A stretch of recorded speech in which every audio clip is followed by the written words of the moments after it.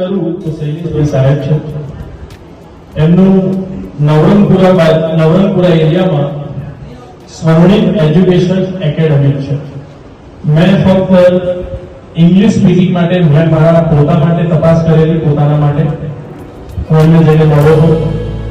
મળતાની સાથે પ્રથમ દ્રષ્ટિએ મને એવું લાગ્યું સાહેબ આજ સાહેબ હશે, પછી એમને કીધું હા હું સાહેબ.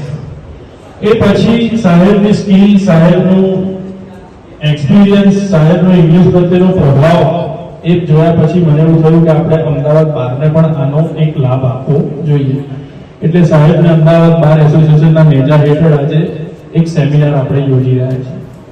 એમની જે ઇંગ્લિશ પ્રત્યેની જે પકડ છે, ઇંગ્લિશ શીખવાડવા માટેની જે ઢોર છે, ઇંગ્લિશ શીખવાડવા માટે જે તલપા પણ છે દરેક છોકરાઓને,